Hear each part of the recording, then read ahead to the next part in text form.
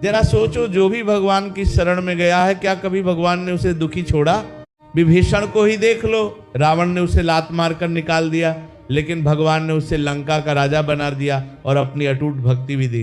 प्रहलाद जी, ध्रुव जी, किसी भी महापुरुष को देख लो, अगर सच्चा सुख चाहिए इस लोक और परलोक दोनों का, तो भगवान की शरण में आओ और उनका नाम जप शुरू करो।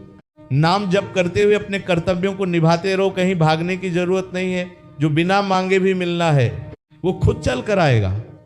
हम अपने जीवन का अनुभव बता रहे हैं। एक समय ऐसा भी था जब कई कई दिन भोजन नहीं मिला, गंगा किनारे भूख मिटाने के लिए रेत तक खानी पड़ी, पानी से निगलकर पेट भरना पड़ा। लेकिन जब इंसान भगवान की शरण में आ जाता है तो सब कुछ बदल जाता है। गोस्वामी जी के सामने जब अकबर बादशाह ने ताज उतार कर रख दिया, तब उन्होंने कहा, जब मैं राम का नहीं था तब टुकड़ों के लिए भटकता था, और आज राम का हूं तो बादशाह खुद सिर झुकाकर खड़ा है।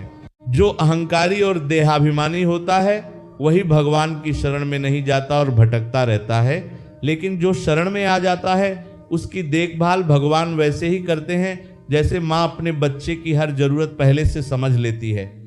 हम अक्सर स्वार्थ के लिए नाम जप शुरू करते हैं, और ये गलत भी नहीं है, शुरू तो करो, लेकिन 1-2 महीने बाद कहते हैं कि कोई फर्क नहीं दिख रहा। जब तक भीतर के पाप और अशुभ खत्म नहीं होंगे तब तक परिणाम नहीं मिलेगा।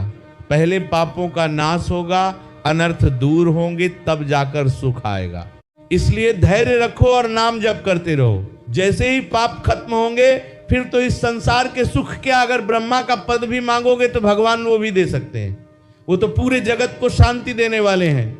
अब देखो, नाम जप करने वालों के जीवन में 2 तरह की स्थितियां दिखती हैं।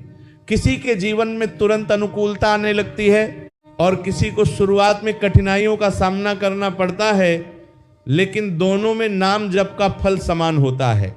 फर्क सिर्फ इतना है कि किसी का पुण्य फल पहले शुरू होता है और किसी का पाप फल पहले खत्म होता है।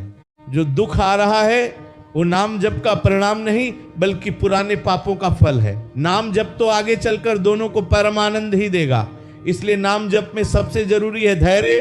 पतंजलि जी भी कहते हैं कि लंबे समय तक निरंतर और श्रद्धा के साथ किया गया अभ्यास ही फल देता है। ऐसा नाम जप करने से अंत में परम पद की प्राप्ति होती है।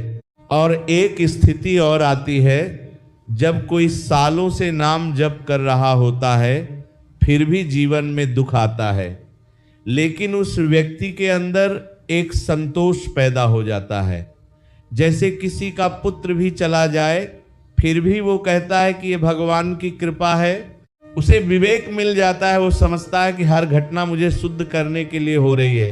अपमान हो या निंदा, वो उसे भी भगवान की कृपा मानता है, क्योंकि उससे उसका अहंकार खत्म होता है और पाप नष्ट होते हैं। ऐसा व्यक्ति हर परिस्थिति में प्रसन्न रहता है, क्योंकि उसे भगवान के विधान पर विश्वास होता है। वही सच्चा भक्त है जिसे भगवान का हर निर्णय प्रिय लगता है।